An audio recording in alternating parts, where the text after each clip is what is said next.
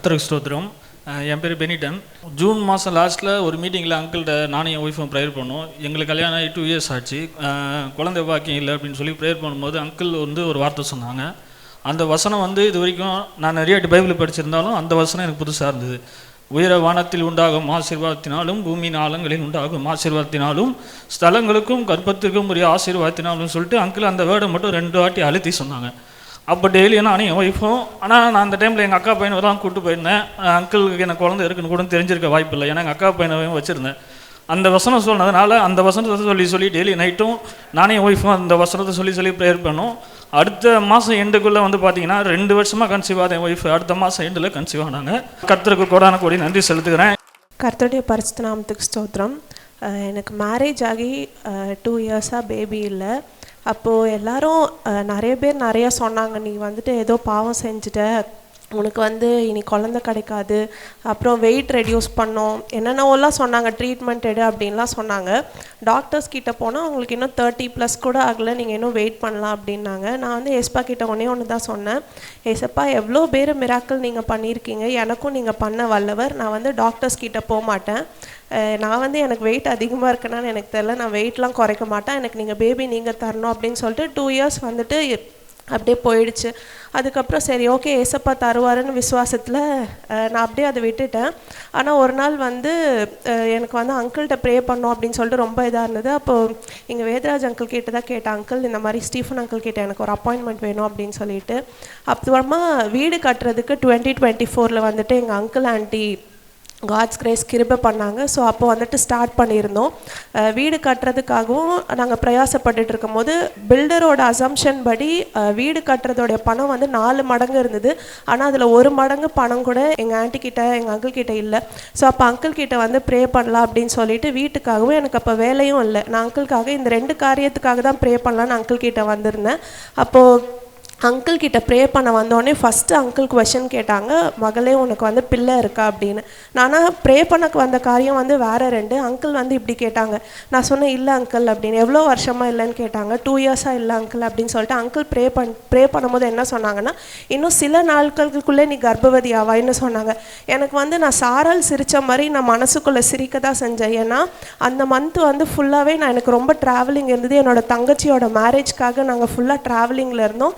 Plus எனக்கு wisdom teeth வளர்றனால ஃபுல்லாக காது வலியும் பல்லு வலியுமா இருந்தது. ஸோ ஃபுல் டேப்லெட்ஸ்லேருந்து எனக்கு நம்பிக்கையே இல்லை 1% கூட எனக்கு நான் அந்த டைம் கன்சீவ் ஆவேன்னு. ஆனாலும் அங்கிளோட ஆடியோ ஏசப்பா எனக்கு சுத்தமாக நம்பிக்கை இல்லைன்னா அங்கிள் இப்படி சொல்லியிருக்காங்கன்னு சொல்லிட்டு டெய்லி ஒவ்வொரு நாளும் அந்த ஆடியோ கேட்டுகிட்டே இருப்பேன். அப்போ கரெக்டாக March 1 அன்றைக்கி இது நடக்கிறது February 6 நடக்குது. ஸோ மார்ச் என்னோடய பர்த்டே மந்த். ஸோ மார்ச் நான் செக் பண்ணி பார்க்க போகிறேன் அப்படி ஏசப்பா அப்படின்னு சொல்லிட்டு நான் ப்ரேயரோடு செக் பண்ணேன். காட்ஸ் கிரேஸ் நான் கன்சீவ் ஆயிருக்கேன் அப்படின்னு சொல்லிட்டு வந்தது. அப்போ ஒவ்வொரு டைமும் அங்கிள் சொல்லுவாங்க, இந்த மாதிரி நீங்கள் உங்களுக்கு என்ன பேபி வேணுமோ நீங்கள் பேபிக்காக ட்ரெஸ்ஸை எடுத்துகிட்டு ட்ரெஸ்ஸை வச்சு ப்ரே பண்ணோம் அப்படின்னு சொல்லுவாங்க. ஸோ உடனே நான் என்ன பண்ணேன், எனக்கு பாய் பேபி வேணும் அப்படின்னு சொல்லிட்டு நான் ப்ரே பண்ணது மாதிரி நான் 2 ட்ரெஸ்ஸு அங்கிள் எப்போவுமே சொல்லுவாங்கன்னு சொல்லிவிட்டு நான் பாய் பேபியோட ட்ரெஸ்ஸு 2மே உடனே கடைக்கு போய் விசுவாசமாக நான் வாங்கி டெய்லி ப்ரே பண்ணுவேன். அதே மாதிரி அங்கிள் சொன்னாங்க, உங்கள் வீட்டில் எல்லாருக்கும் பைபிள் இருக்க மாதிரி உங்கள் பேபிக்கும் பைபிள் இருக்கணும்னு. அங்கே நான் ப்ரேயர் ஷேமம் மீட்டிங் போகும்போதே அங்கிளோட ஸ்டோர்லேயே போய் பைபிள் வாங்கிட்டு டெய்லி ப்ரே பண்ணேன், ஏசப்பா எனக்கு இந்த மாதிரி பேபி வேணும் அப்படின்னு சொல்லிட்டு. நிறைய ப்ராப்ளம்ஸ் அப்படின்லாம் சொன்னாங்க, இந்த மாதிரி வாட்டர் லெவல் கம்மியாக இருக்குது, பேபி சீக்கிரம் எடுக்கணும் அப்படின்னு. ஆனால் அங்கிள் சொன்னாங்க, முழு மாத பிள்ளைத்தாட்சியாக உன்னை சந்தோஷமான பிள்ளைத்தாட்சியாக புது வீட்டில் குடியேற பண்ணுவேன்னு. 10 மாதம் வரைக்கும் ஏசப்பா சுகபத்திரமாக பிள்ளையை பாதுகாத்து வீட்டுக்குள்ளேயும் புது வீடு நாங்கள் எப்படி கட்டி முடிப்போன்னே நினைக்கல, ஆனாலும் ஏசப்பா வீட்டுக்குள்ளே குடியேற பண்ணாங்க. அதே மாதிரி ஹஸ்பண்டோட ஜாப் சேஞ்ச்காகவும் ப்ரே பண்ணியிருந்தோம். டெய்லி 100 கிலோமீட்டர்ஸ் கிட்ட ட்ராவல் பண்ணுவாங்க. அங்கிள் கிட்ட ப்ரே பண்ணியிருந்தோம். ஏசப்பா கரெக்டாக குழந்தை பிறந்த டைமில் ஏசப்பா ஜாப் சேஞ்ச் கொடுத்தாங்க. இந்த 3 சாட்சி ஏசப்பா செஞ்சதுக்காக நன்றி.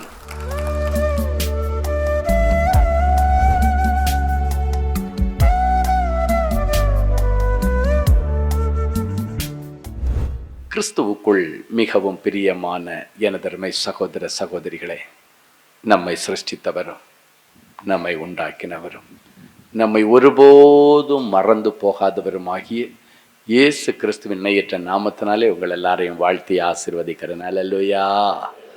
எல்லாரும் சந்தோஷமா இருக்கீங்களா? என் வேதம் சொல்லுகிறது, இது கர்த்தர் உண்டு பண்ணின நாள், இதிலே களிகூர்ந்து மகிழ கடவோம். ஆமென். எனவே விசுவாசத்தோடு காத்திருங்கள், தேவனுடைய மகிமையை காண்பீர்கள். இந்த நாள் செய்தியின் தலைப்பு, ஒரு வார்த்தை மாத்திரம் சொல்லும். ஆண்டவர் வார்த்தையினாலே அற்புதங்களை செய்கிறவர்.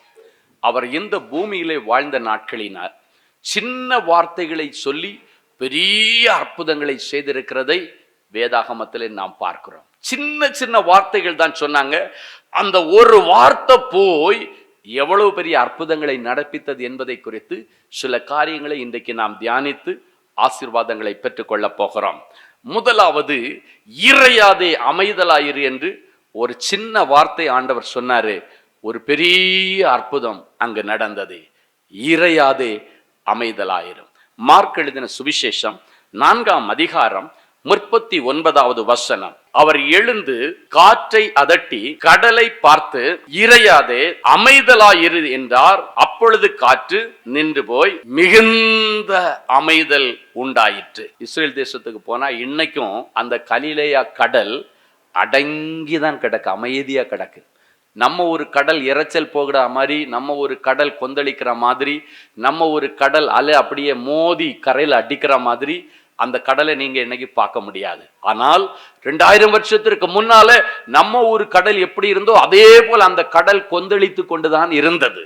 இயற்கையா எல்லா கடலுக்கும் இருந்த அந்த குணங்கள் இந்த கலிலேயா கடலுக்கும் இருந்தது. ஆனால் ஆண்டவர் ஒரு நாள் அந்த கடலை பார்த்து இறையாதே அமைதலாயிரு என்று சொன்னார். அந்த நிமிஷம் மாத்திரம் அடங்கி அதன் பிறகு மற்ற கடல்களைப் போல பேரிரைச்சல் போடவில்லை. ஆண்டவருடைய பெரிய கிருபை, இந்த 2000 வருஷத்துக்கு பிறகும் அவர் சொல்ல ஆகும், கட்டளையிட நிற்கும். நின்றுச்சு, அவ்வளவுதான். இனி இன்னும் எத்தனாயிரம் வருஷம் ஆனாலும் சரி அந்த கடல் மற்ற கடல்களைப் போல கொந்தளிப்பதில்லை. காரணம், ஒரு நாள் அந்த கடலை பார்த்து ஆண்டவர் சொன்னார், ஏறையாத அமைதியாயிரு. அவ்வளவுதான்.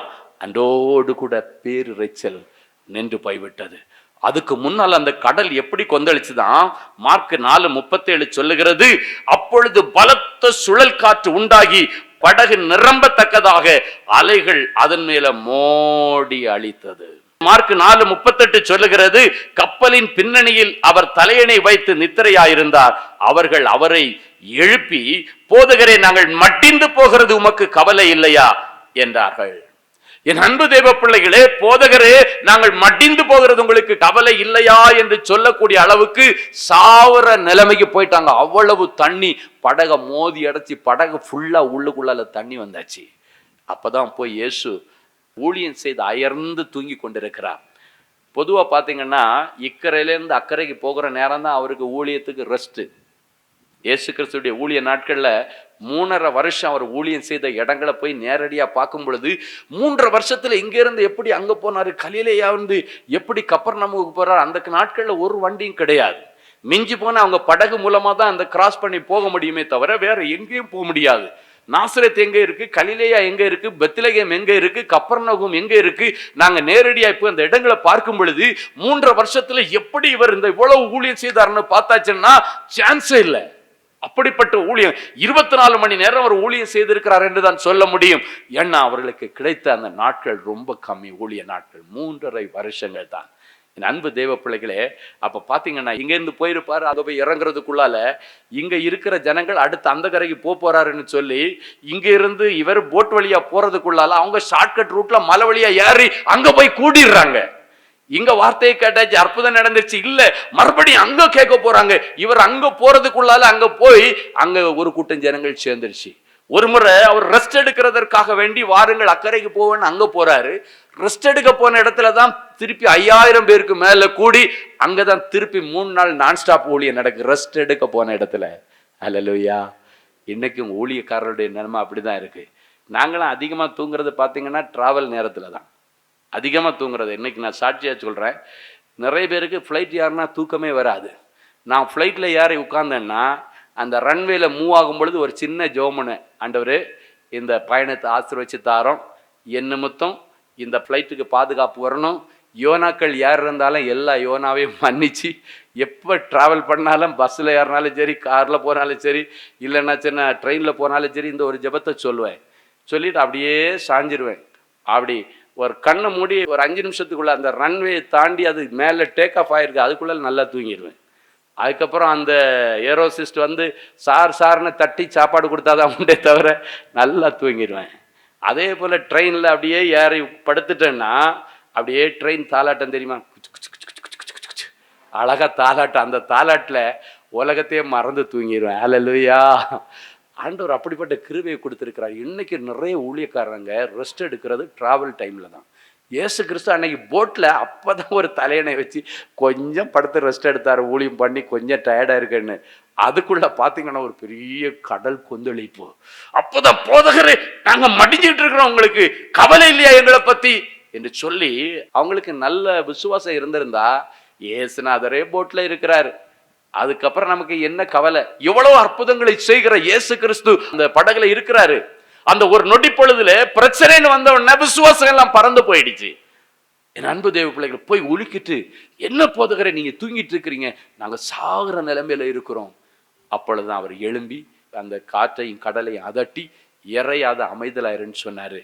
ஒரே வார்த்தையில அந்த புயல் காற்றும் பேரிரைச்சலும் நின்று போய் மிகுந்த அமைதல் உண்டாயிற்று. அமைதல் அல்ல, மிகுந்த அமைதல். அதுக்கு முன்னால பலத்த சுழல் காற்று. இயேசு வார்த்தை சொன்னதுக்கு பிறகு மிகுந்த அமைதல், பலத்த சுழல் காற்று. ஒருவேளை ஒரு பலத்த சேதம் உன்னுடைய தொழிலிலே வந்திருக்கலாம், ஒரு பலத்த நஷ்டம் உன்னுடைய தொழிலிலே வந்திருக்கலாம், ஒரு பலத்த இழப்பு உன்னுடைய குடும்பத்திலே நடந்திருக்கலாம், ஒரு பலத்த உயிர் சேதம் உன்னுடைய குடும்பத்திலே வந்திருக்கலாம். இதன் நிமித்தம் நீ வேதனையோடு கூட, மனசுல சமாதானம் இல்லாம, உன்னுடைய குடும்பமே பேரிரைச்சலின் சத்தத்தோடு கூட உன்னுடைய குடும்பம் மூழ்கிற நிலைமையில இருக்கலாம், தொழில் கூட மூழ்கிற நிலைமையில இருக்கலாம். அன்றைக்கு படகு மூழ்கிற நிலைமையில இருக்கும் பொழுதுதான் இந்த சீடர்கள் போய் இயேசுவை எழுப்புகிறார்கள். அதன் பிறகு இயேசு எழுந்து அந்த படகிலே நின்றார். இன்றைக்கு உன் வாழ்க்கை என்கிற படகிலே இயேசு எழுந்து நிற்கிறார். ஹல்லேலூயா. உன்னுடைய தொழில் என்கிற படகிலே இயேசு எழுந்து நிற்கிறார். உன்னுடைய ஊழியம் என்கிற படகிலே எழுந்து நிற்கிறார். அவர் எழுந்து நின்று உன்னுடைய தொழிலிலே, ஊழியத்திலே, படிப்பிலே, வாழ்க்கையிலே, குடும்பத்திலே இருக்கிற பேரிரைச்சலை ஆண்டவர் மாற்றும்படிக்கு இறையாதே அமைதலாயிரு என்று ஒரே வார்த்தை இப்பொழுது சொல்லுகிறார். உன்னுடைய தொழில் ஸ்தாபனத்திலே காணப்பட்ட பேரிரைச்சல்கள், ஊழியத்தில் காணப்பட்ட பேரிரைச்சல்கள், படிக்கிற இடத்துல கல்லூரியில் இருக்கிற பேரிரைச்சல்கள் எல்லாத்துக்கும் ஆண்டவர் இன்றைக்கு மிகுந்த அமைதல். ஆண்டவர் ஒரு வாட்டி அமைதியாக்கிட்டாருன்னா அதன் பிறகு அது திரும்பி எழும்பவே முடியாது. அல்லேலூயா. 10,000 வருஷம் ஆனாலும் சரி. அதனாலதான் ஆண்டவர் கொடுக்கிற ஆசீர்வாதமே ஒரு மனுஷனுக்கு ஐஸ்வர்யத்தை கொண்டு வரும், அதோடு கூட அவர் வேதனையை கூட்ட மாட்டார். வேதனை இல்லாத ஒரு வாழ்க்கை, வேதனை இல்லாத ஒரு ஜீவியம், வேதனை இல்லாத ஒரு ஊழியத்தை கர்த்தர் இன்றைக்கு உங்களுக்கு கொடுக்கும்படி அவர் எழுந்து இன்றைக்கு செயல்பட போகிறார். ஹல்லேலூயா. நிறைய குடும்பத்துல பெரிய இரைச்சல் வந்து அநேக குடும்பங்களே இன்னைக்கு கொந்தளிச்சிட்டு இருக்கு. அநேக குடும்பங்கள் அப்படியே தள்ளாடி மூழ்கிற நிலைமையில மாறிச்சு. ஒருவேளை உன் குடும்பத்துல புருஷன் நைட்டு குடிச்சு வரைச்சி வீட்டில் வந்து ஓன்னு சத்தம் போட்டு பேசி, கெட்ட வார்த்தை பேசி, அக்கம் பக்கத்துல இருக்கிறவங்க எல்லாம் உங்க குடும்பத்தை குறித்து தரக்குறைவாய் பேசுற அளவுக்கு ஒரு பேரிரைச்சலின் சத்தம் உன் புருஷன் மூலமா இருக்கலாம். இவ்வளவு நாள் நைட்டு அவர் குடிச்சிட்டு வந்ததுக்கு பிறகு சத்தம் போடும்போது அவருடைய காலில் விழுந்தேன், தயவு செய்து அமைதியாக பேசுங்க. வீட்டில் வயசுக்கு வந்த பிள்ளைகளெல்லாம் வச்சிருக்கிறோம், பிள்ளைகளை கேவலமாக நினைப்பாங்க ஐயா, தயவு செய்து அமைதியாக பேசுங்க, தயவு செய்து அமைதியாக பேசுங்க. வெளியில் மானெல்லாம் போதுன்னு சொல்லி உன் புருஷன் காலை பிடிச்சி நீ கெஞ்சி இருக்கலாம். இன்றைக்கு அதற்கு ஒரு முடிவு வருகிறது.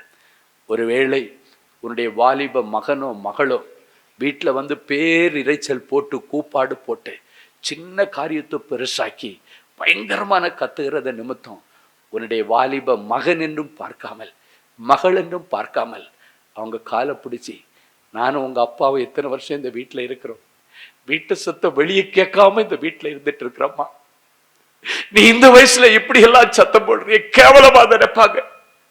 வீட்டுக்குள்ளால ஒரு பிள்ளைங்க இருக்கிறதே வெளியே தெரியாம இருந்துச்சு. உங்கள் அப்பாவும் நான் இத்தனை வருஷம் இந்த வீட்டில் இருக்கிறோம், வீட்டு சத்தம் வெளியே கேட்கல. நீ வளர்ந்து வர இந்த காலத்தில் ஊருக்கே ஒரு சத்தம் கேட்குதம்மா, அமைதியா பேசுமா மகனே, அமைதியா பேசு என்று சொல்லி கொந்தளிக்கிற உன் பிள்ளை, பேரிரைச்சல் போடுகிற உன்னுடைய பிள்ளை நிமித்தம் நீ அநேக நாட்கள் உன் பிள்ளையுடைய காலை பிடித்து கதறி இருக்கலாம்.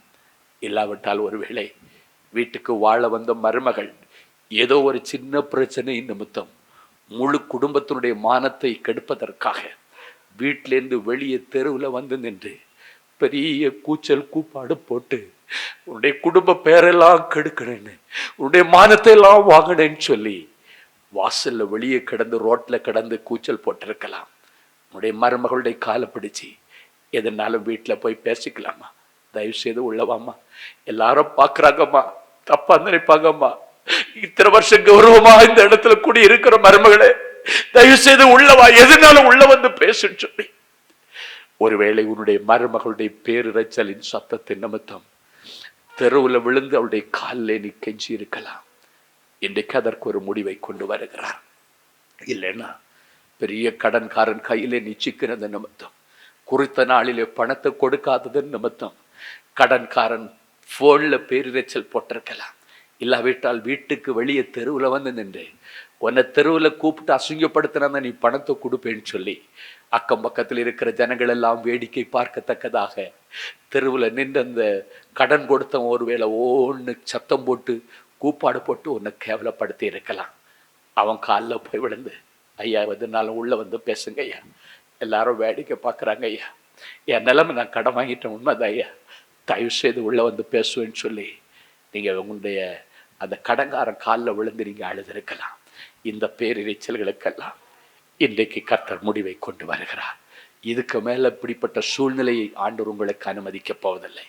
இன்றைக்கு அதற்காக ஆண்டவர் உங்களுக்கு உத்தரவாதம் கொடுக்கத்தக்கதாக ஏசாயா 32:18 கொடுக்கிறார்.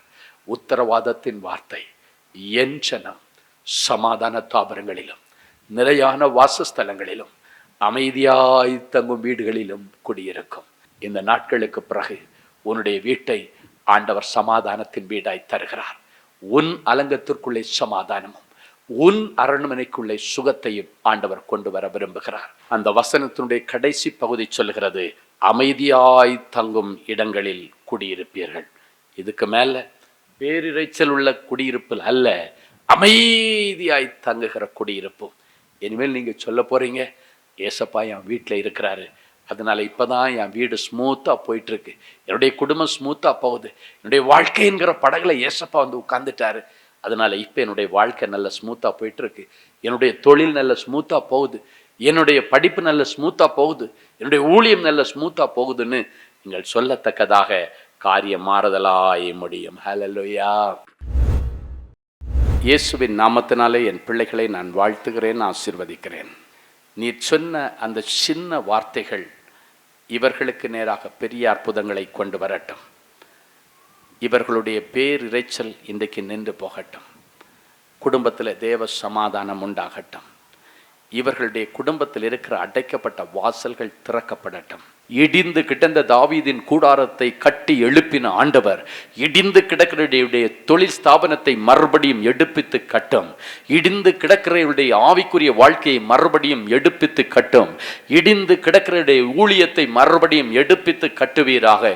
இடிந்து கிடக்கிறவருடைய குடும்ப வாழ்க்கையை மறுபடியும் எடுப்பித்து கட்டுவீராக.